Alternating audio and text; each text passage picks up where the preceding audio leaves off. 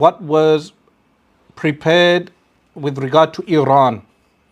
So, which way to Persia, options for new American strategy towards Iran. What is this? This is a 2009 Brookings Institution paper.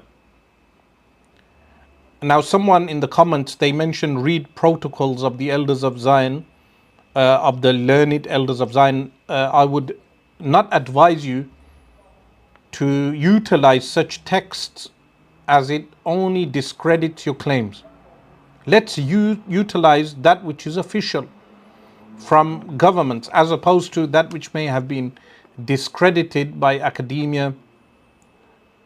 And even though when you read the protocols of the elders of Zion, it's similar to the confessions of a British spy written in the Ottoman times. I would advise people to actually read documents and strategic plans that have been formulated by government officials. So in this case scenario, this 2009 Brookings Institution paper lays out a US strategy menu for Iran. Everything from diplomacy to full-scale military strikes. Now, the paper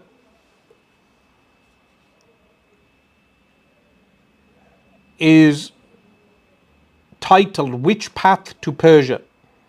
It explores how Washington might engage, pressure, or even topple the Iranian regime. It's not a policy, it's a playbook mapping out the risks, rewards, and realities of each option. Now, some people, they say, a lot of your detractors keep saying you brush Iran's crimes under the carpet and don't place enough emphasis on them. The simple response to that is that our war, our long-term war of attrition, is with Israel. We are enemies of the Zionist entity. We are at war with the Zionist entity as a Muslim Ummah. Within the Muslim Ummah, we have schism and schismatics amongst us. There is, of course, dissension, disagreement amongst many nations. And within those nations, there is discord. We do not align ourselves with any side when it comes to the common objective, which is the dismantling of the enemy state. Currently, as we speak, it's essential on all the Muslims to unite to dismantle the Zionist entity. So now this paper has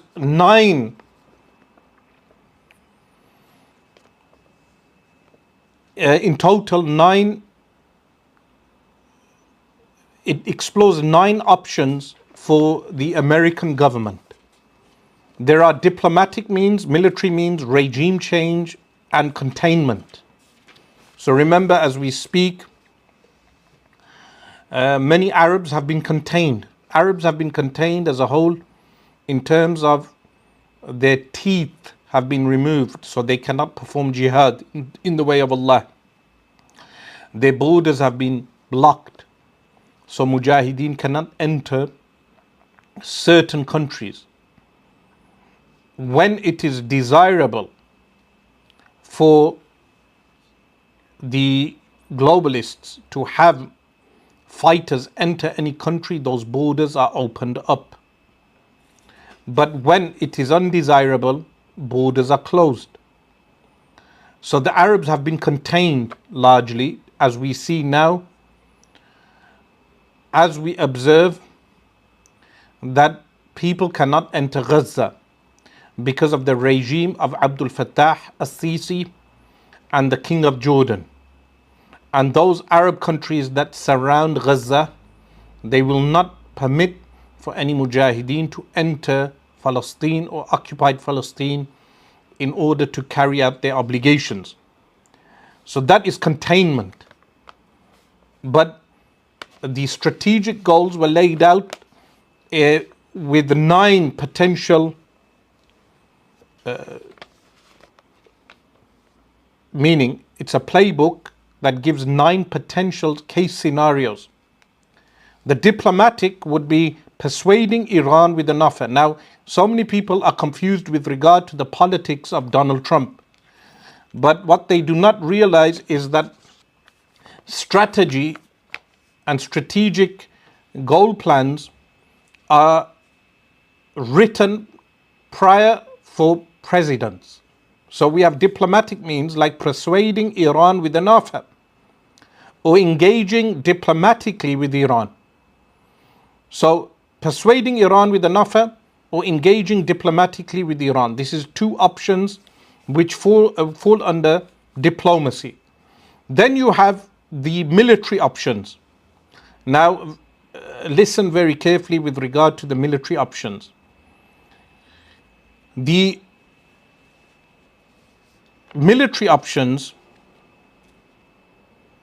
is that a US ground invasion, also US airstrikes, also, which is number 5, leave it to Bibi, meaning leave it to Benjamin Netanyahu, allowing or encouraging an Israeli military strike. This is option number 5. Then we have regime change, which is options 6, 7 and 8. For instance, option number 6 is supporting a popular uprising.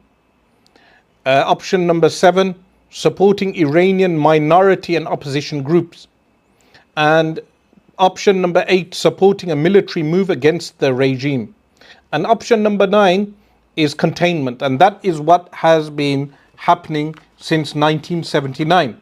Ever since 1979 and the Iranian Revolution, Iran has faced containment, sanctions. Iran has been fighting a war of attrition against its enemies ever since 1979. Like many other states, like North Korea, for instance, and other states, what they refer to as rogue states, and later were referred to as states which are a part of the axis of evil. Now, as we observe these 9 options, currently as we speak, leave it to Bibi is being carried out. So currently it's left to Bibi. Bibi is Benjamin Netanyahu, allowing or encouraging an Israeli military strike. That is what has occurred. But what is left on the table for now is supporting a popular uprising, and Bibi attempted to encourage the Iranian people to carry out an uprising, or supporting Iranian minority and opposition groups, or supporting a military move against the regime.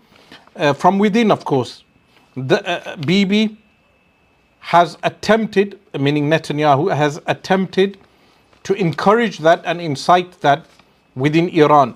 But in the past few days, what we have observed is that Iran has united as a nation, and the opposite effect is actually happening. And we have observed that Tel Aviv is being obliterated. The defense shields are down, what they refer to as the Iron Dome. The Iron Dome is not functioning. It's committing suicide. In fact, the missiles are falling onto Tel Aviv. Their own missiles are falling on to Tel Aviv. There is the malfunctioning of the Iron Dome, as well as the Jews in Israel fighting amongst themselves for shelters. So those who are entering bomb shelters, many of them are not permitting fellow Jews to enter the bomb shelters. They are barring fellow citizens as well as the slaves that they keep in. Remember, the UAE and what they refer to as Israel are very similar in that regard. They keep a slave population. So the slaves that they keep in that country, they do not allow them to enter the bomb shelters. They even assault Hindus who attempt to join their worship.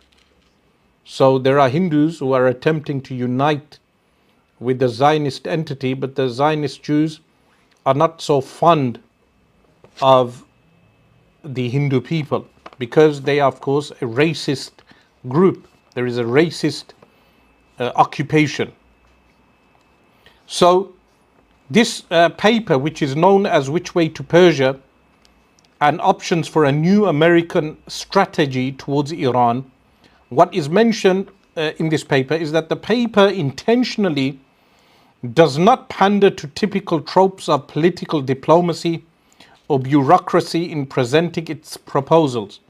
What it mentions, in fact, is the central purpose of this monograph is to try to present the most important policy opinions available to the United States to craft a new strategy toward Iran, and to do so in a dispassionate, objective fashion.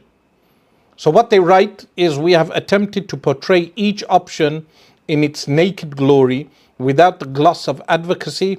Each of us believes that some of the options are better than the others, but we all recognize that none are perfect and all have more risks and costs than guaranteed benefits. Now that makes sense, that why they would go, why Donald Trump is fumbling, why Donald Trump is unable to stick with one policy, because he has clearly the policy makers at the top, those who control finance, are actually the policy makers. Even in this country of the UK, when we vote in the Labour or Conservative, those parties are only voted in for how the budget should be spent. So they will differ on the budget, how much will be placed towards the council and how much will be placed towards potholes on the road and how much will be placed in this. The two parties may differ on this, but the actual people who control policy, the policy makers, are a part of the deep state. Those people who write the policy are making that policy for Donald Trump.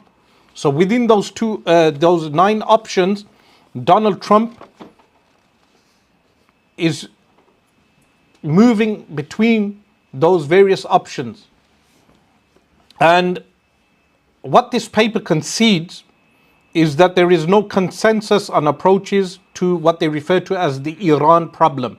What is referred to as Iran problem. Now, why Iran is a problem for them, and not only Iran, there are possibly other states that pose a problem, is that for Israel to dominate the region, it cannot have Arab states or a Persian state within close proximity that can deter Israel from its plans to expand, or its plans to take more land grabbing, or to exterminate different peoples of that region.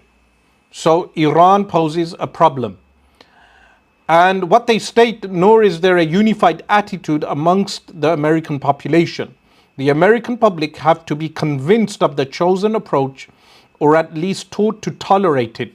So what is made very clear is that the American people must be made to tolerate the option that Donald Trump will make in the coming days, as well as accepting or being convinced of the approach that the United States of America will take.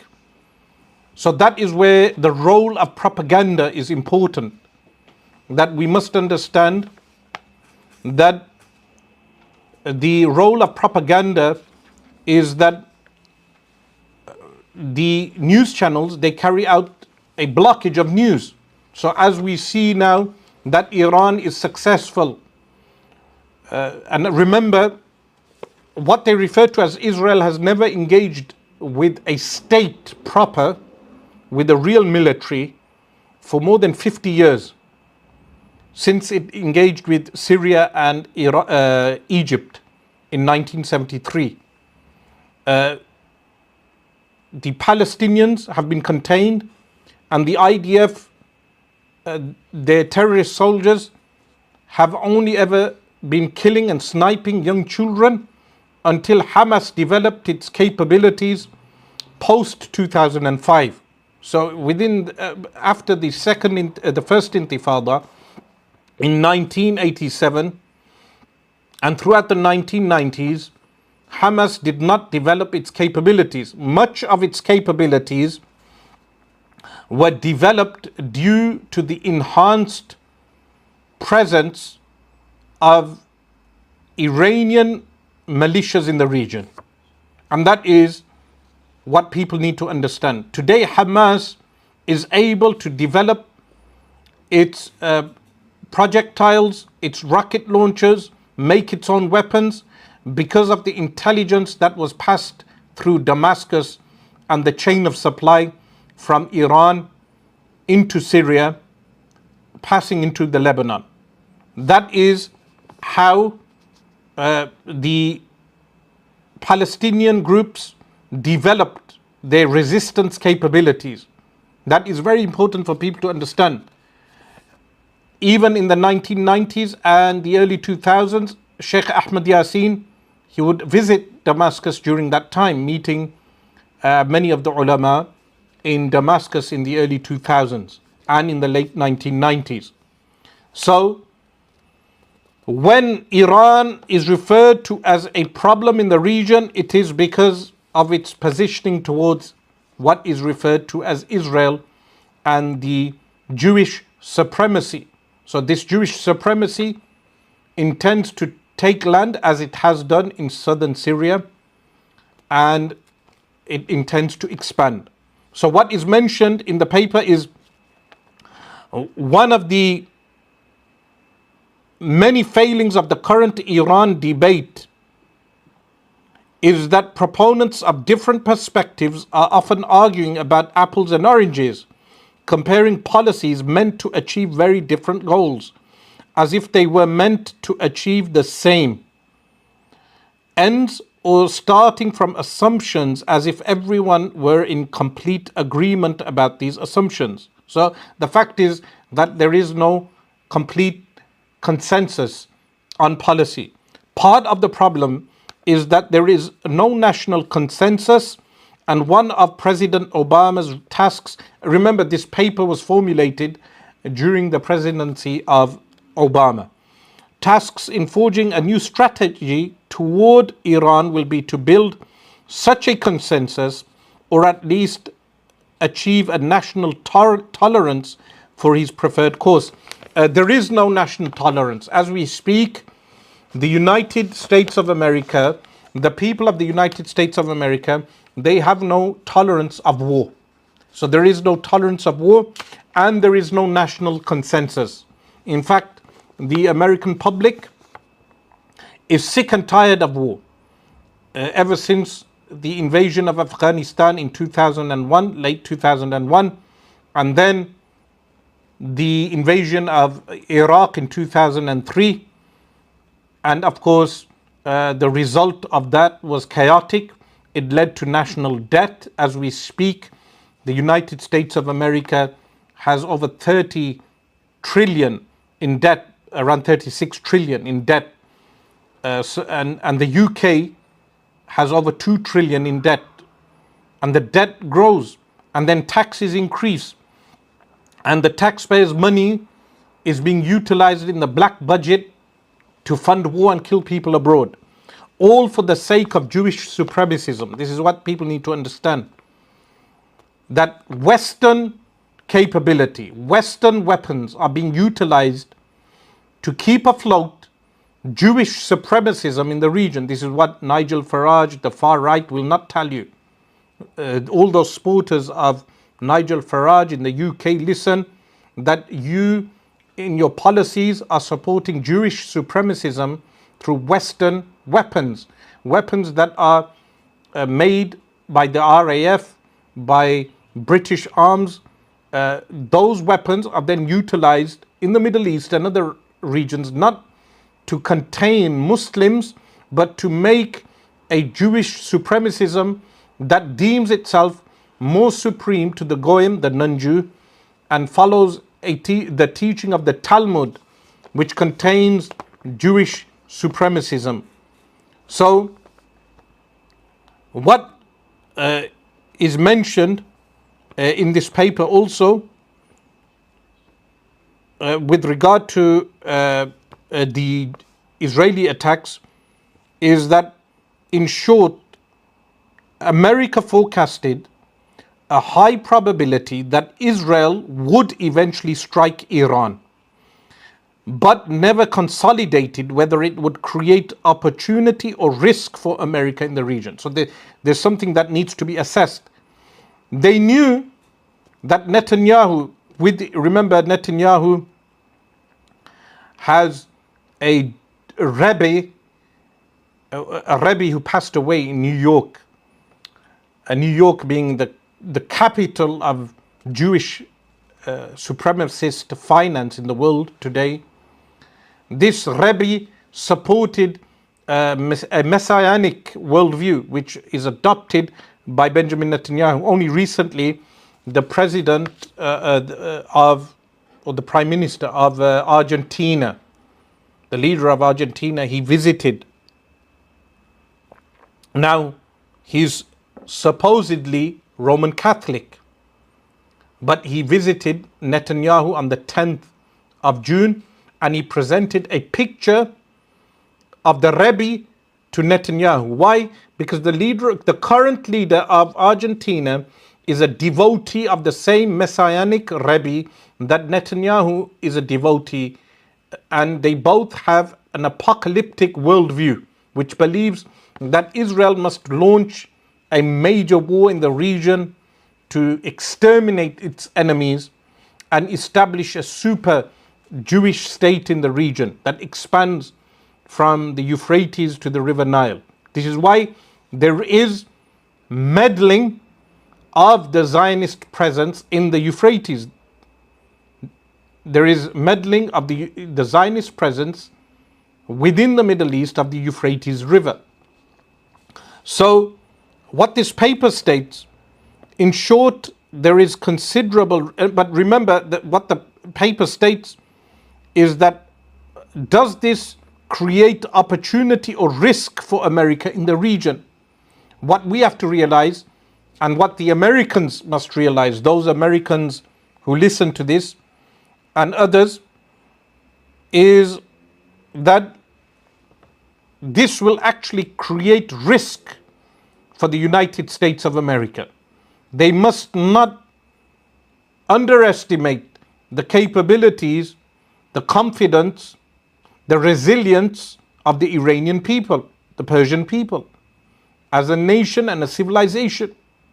So it will actually create risk for United States of America personnel, and this is why Starmer needs to realize that he is only risking sons of the British Isles by sending them to the Middle East to their deaths. So, what the paper states, in short, there is considerable reason to believe that under the right or wrong set of circumstances, Israel would launch an attack, and that has happened. Principally airstrikes, but possibly backed by special forces operations. Now, Netanyahu has admitted that there has been American help in their strikes to destroy Iran's nuclear program. That has not happened as of yet. It has not happened. This could create either an opportunity for or a threat to American interests with regard to Iran and the broader Middle East. It could constitute an opportunity and thus a possible policy option if the United States would like to see Iran's nuclear program destroyed, but prefers not to do it itself. It could be a threat if the United States believes that an Israeli attack would destabilize the region and would not advance or would harm American interests in relation to Iran. I would state here that it would actually destabilize the region. This would destabilize the region. So the Israeli strikes on Iran have destabilized the region. Remember, if there is nuclear fallout in Iran, and remember, Benjamin Netanyahu is a psychopath. If this satanic psychopath decided to bomb the nuclear facilities, there could be a potential nuclear leak in that region, which could spread to the UAE and Saudi Arabia, which the British embassy is warning its citizens within Saudi Arabia today and within the UAE to leave in case of the possibility of a nuclear leak. So these psychopaths do not have limits in what they target. So what is mentioned with so much uncertainty in its strategic risk assessment, why would America pursue this option? This is the critical question. That if there is possible risk, why would the United States of America follow such a policy? In this case, an added element could be that the United States would encourage and perhaps even assist the Israelis in conducting the strikes themselves, in the expectation that both international criticism and Iranian retaliation would be deflected away from the United States and onto Israel. So currently, as we speak, the policymakers, they understand this. So they allow and permit Netanyahu. Sometimes it seems that Netanyahu is the second fiddle, and sometimes it seems Trump is the second fiddle. But as we stand, if there is deep criticism of Israel's actions because of the growing conflict, then the United States of America could easily fall back to blaming the policy of Israel. The logic behind this approach is that allowing Israel to mount the airstrikes rather than the United States provides a way out of the dilemma described in the previous chapter, whereby American airstrikes against Iran could become self-defeating because they would undermine every other American initiative in the Middle East, an outcome exactly the opposite of what new Iran policy is meant to accomplish. So, for the time being, Donald Trump, he plays with the policy options. He has all these 9 options. This is why we have him fumbling from one policy to another. Now, in a best case scenario, this paper that we are studying, what did it imagine an Israeli airstrike on Iran would achieve? So that is a question. That this paper, which is Which Way to Persia, and of course many of you, I believe, would be looking for this paper now online. Unfortunately, there is someone asking the question saying, I purchased your book, Navigating the End of Time, and the language was too difficult and I returned the book. Unfortunately, my books are not difficult to understand. They are written in standard English. I speak standard English. And I would say that you need to increase your literacy if you find that level of writing as being too complicated. So, in a best case scenario, let's see what this paper envisaged. So, what all of this means is that realistically, an Israeli strike against Iran could consist of no more than 125 Israeli F-15 and F-16 sorties with limited weapons loads because of the distance, backed by a small number of cruise missile shots. This is not a meaningless force, and it likely could do a considerable amount of damage to the best known of Iran's facilities. That has not happened as of yet. And when, at that time, this policy was written, it was before the Syrian revolution. Currently, as we speak, Israeli jets are fueling in Syrian airspace. But again, it probably could not do as much damage as even the limited American airstrikes option discussed in the previous chapter. It probably would not even be able to cover all the targets listed. Moreover, the IAF would have virtually no capability to conduct opportunity strikes on targets revealed by Iranian actions during the attacks themselves. So the next part is worth paying attention to. Nor would it have much, if any, ability to follow up with the repeat strikes to hit facilities where the initial attack failed to destroy the target overall. An Israeli strike would be even less likely to meaningfully set back the Iranian nuclear program than would an American air campaign. So this is important. Towards the end, they liken an Israeli strike to an American air campaign. So utilizing the Israelis as a proxy to take out the nuclear facilities. And we know that if America does use its bombers that it has at its disposal that can take out the Earth's crust and reach the basement of the nuclear programs, there is always the possibility of a leak, a nuclear leak in the region. And that's a catastrophe for everyone in the region. But it could also lead to Iran keeping everyone hijacked at the Strait of Hormuz, as well as striking military bases in the region. Remember, all the Arab countries are compromised. Here, what were America's options? What were America's options?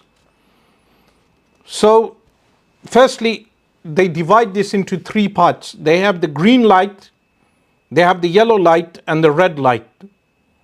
So, the green light, the first option, is for the United States to give Israel a green light, permitting Israel to transit American-controlled airspace over Iraq. Now remember, the airspace over Iraq does not only belong to the Americans. The Americans also have the airspace over Jordan and Syria, currently as we speak.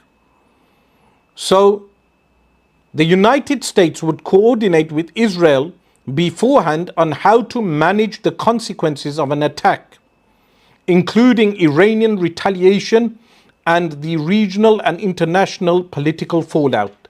So, as we speak, logistically, America supports the Israeli attack by giving airspace, and in recent news, the Americans have brought their ships closer to the Mediterranean, into the Mediterranean or other parts of that region, in order to counter Iranian ballistic missiles.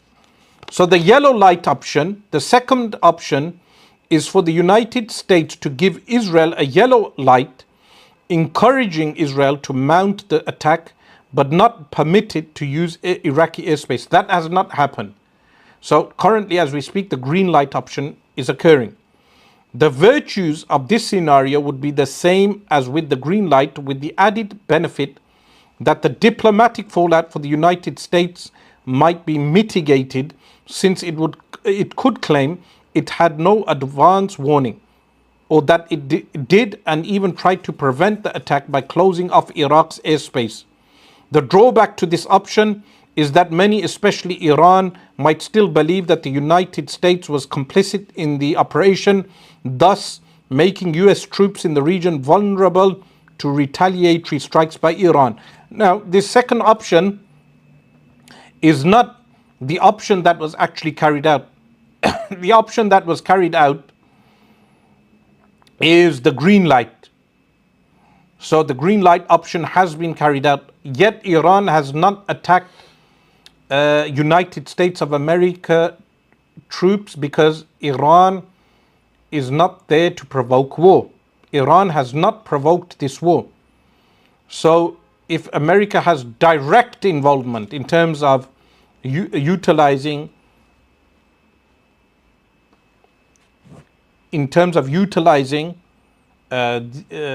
American weapons and American troops. The third option, which is a red light, a third option would be for the United States to give Israel a red light, actively discouraging an Israeli attack, either because Washington had decided that it could carry out the attack more effectively and with fewer political complications on its own, or because it determines that the likely costs of a military attack by either the United States or Israel outweigh the potential benefits. The rationale for saying no will determine the pluses and minuses of the red light option. Now, this explains to us why the President of the United States, Donald Trump, he states different things at different times. So at one point he may seem as if he is taking the red light, sometimes the yellow light, and now currently the green light.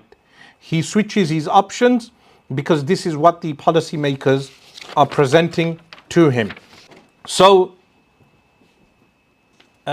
let's analyze the following. What is America and Israel's failures when studied in light of this paper in this current war?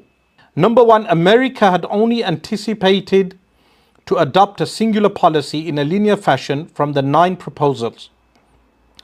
It hadn't considered the possibility of being compelled to consider multiple approaches and an expedited turnaround. That means that America had 9 options, but they only actually, from those options, they only expected to carry out one option. Currently, as we speak, Donald Trump keeps fumbling because he shifts from all these options, from one option to another. Number 2, mixed messaging from Trump suggests he either genuinely had no prior knowledge of the imminence of the Israeli attack, or B, had knowledge and gave the red light, but was entirely ignored by Bibi, thus undermining, perhaps forever, his posturing as a political hard man, placing the entirety of Western diplomacy and foreign policy at critical crossroads. Or third option, gave the green light according to some news outlets, but had hopes that he would quickly be able to leverage an isolated strike to get Iran to the negotiating table. I think it's the third option. He thought that they will carry out the strike and then he will be able to bring Iran to the negotiating table. So this tells us that no one actually has control of anything. None of the governments actually, so this would knock down conspiracy theorists who believe people actually control every event. What October 7th and the current Iranian strikes have demonstrated is that there is no oligarchy that actually controls everything in the world, and that the IDF is not an invincible army. Mossad does not have cutting edge technology, as David Icke would want us to believe. He believes they have cutting edge technology, and therefore October the 7th is a conspiracy. What has happened is that IDF and Mossad have shown that they do not have cutting edge technology. They can be overthrown. In fact, they could be overthrown within the next 10 days if the Muslims had a willingness and the ability, meaning if Allah subhanahu wa ta'ala gave them the ability to do so, that if Iran continuously striked Tel Aviv, within the next 10 days, masses of Muslims could enter into occupied Palestine and take the land back. If the king of tomatoes, Malik al-Bandura, king of Jordan, opened up his borders, if the Syrian regime, the current Syrian government, allowed people to enter across the border, if Lebanon opened up its borders, if Turkey opened up its borders, and of course, if Sisi opened up his borders, then what would happen? Thousands would enter into Al-Masjid Al-Aqsa, and Al-Masjid Al-Aqsa would be free within the next 10 days. But currently, as we speak, those governments are contained. Those borders have been contained, but the Iron Dome is down. So then we observe some additional policy changes. One of them, Trump announced that he gave the green light to the US attacks on Iran whilst withholding the final order. This disturbs every chronology that forecasted potential US intervention in Iran, causing a fallout amongst US officials, and hasty and irrational emergency policy in the face of a rapidly failing Trump popularity campaign. So as we speak, Trump, his popularity has fallen as the peacemaking president. He's confused in his policies. Remember the hawks behind the scenes. There are many Americans who are from the neocon cloth, who have been cut from the neocon cloth. Trump is being pulled from every side, and he attempts to take control of the situation, but in the long term, he has demonstrated that he actually has no control of the situation. Fourthly, the American population is disproportionately against US intervention in Iran. Trump intimated that an Iranian cell could potentially execute a terrorist attack on US soil, which is of course false. American bases could be targeted and American lives lost, but it did not elicit the hoped reaction from the American public. Building public tolerance was a critical first step before military intervention. So that was not done. Why? Because events are moving too quick. In previous times, events would take time. You would hear about an event every so often, but in the current times that we live in, we have events every day. Every day. This is the Ashratu Sa'a, like a necklace of pearls. You cut off the string, the pearls fall consecutively, one after the other. That is the time that we live in. So there are a few additional points. Both US and Israel massively underestimated Iranian military capability and national resolve. So the Iranian military was underestimated, as we have observed in the rocket strikes in the past few days. They have destabilized what is referred to as Israel, to the point that the Jewish supremacist state has jailed people for more than 2 years for making videos of the destruction. This is why not many videos are appearing that demonstrate the destruction that is occurring in Tel Aviv. Many of the Jewish people, settlers, illegal settlers, all of them are illegal, they are going to the coast to take boats, paying thousands of dollars to take boats to Cyprus. Flights are not leaving Tel Aviv. They are not leaving what is referred to as Israel. A last-ditch attempt at trying to execute a lighter approach alongside Israeli airstrikes, i.e., calling upon the Iranian population to overthrow their regime. Iran has always had its own conception of a Persianized modernity. So this answers the question, why were they unable to overthrow Iran from within? Because Iran has always had its concept of a Persianized modernity. It has never pined for the importation of American modernity and culture. Unlike the Arabs, you go to Morocco, they love their McDonald's. You go to Qatar, they think McDonald's is like a high-end restaurant. Like even in Pakistan, there are some people from the the upper classes, in economically upper classes, that they think going to McDonald's is like eating from a good restaurant. When here in England, it's the working class that goes to McDonald's for a cheap meal. $5.99 burger meals and all this cheap food. But unfortunately, in the Middle East, you have lines and lines of people lining up for McDonald's as if McDonald's is some excellent French cuisine.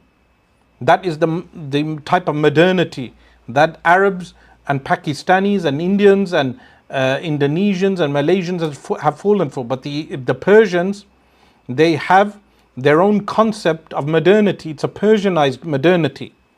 So this issue transcends Shia Sunni. It also goes into cultural values. It has never, what is mentioned, it has never pined for the importation of American modernity and culture, unlike some of its regional neighbors. The Iranian public, religious and otherwise, have all shown solidarity in this war. So the solidarity must be shown by all Muslims. And unfortunately, there are people, even in when they go to Mecca al-Mukarramah and al-Madinah al-Munawwarah, there are so many people, what they do is they buy from McDonald's. We Muslims from Britain, remember many times I'm referring to British or Anglosphere Muslims, people who speak the English language, I'm addressing you, that we should boycott these Western corporations whenever we go out to Umrah.